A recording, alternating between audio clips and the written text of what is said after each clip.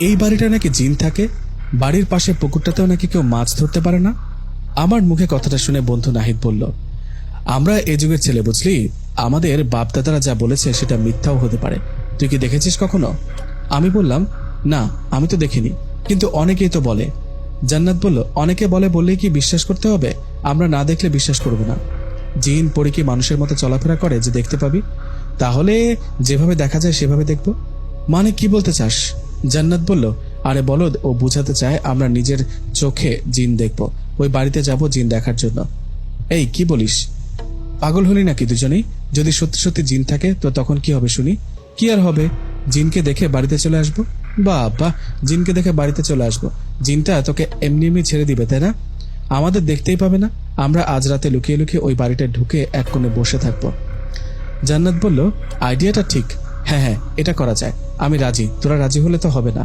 আমি রাজি না, আমার ভয় করে। তুই কি মেয়ে নাকি রে, বলদের মতো কথা বলিস? যা বলি তাই শোন। আজ রাতে আমরা যাব সেই বাড়িটায়, সেখানে গিয়ে দেখবো আসলে বাড়িতে বা বাড়ির সাথে পুকুরটায় কোনো সমস্যা আছে কিনা। কিন্তু কোনো কিন্তু না, যেতে হবে। ঠিক আছে, যাব। গিয়ে যদি কোনো সমস্যা হয় তাহলে দেখিস, তোদের খবর আছে। কথাটা বলে যে যার বাড়িতে চলে গেলাম। আমরা যে বাড়ি নিয়ে কথা বলছি এটাকে গ্রামের সবাই ভুতুরে বাড়ি নামে চেনে। বাড়িটায় কেউ থাকে না, তাও অনেক বছর হয়।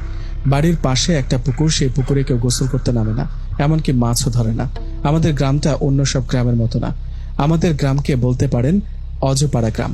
অন্য সব গ্রামের মতো আমাদের গ্রামের সবাই এতটা সুবিধা পায় না, কারণ আমাদের গ্রামের চারিদিকে নদী। আমাদের হাট বাজার, চিকিৎসা বা কোনো কিছু কেনাকাটা করার জন্য যেতে হয় নৌকা করে নদীর ওই পারে।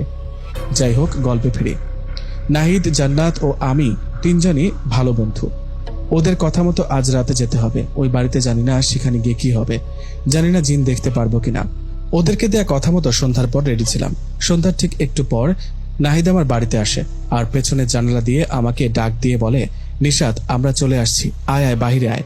নাহিদের ডাকে আমি বাহিরে এসে ওকে বললাম, কিরে তোরা এত তাড়াতাড়ি আসলি? তাড়াতাড়ি গেলে তাড়াতাড়ি আসবো, চল আয়।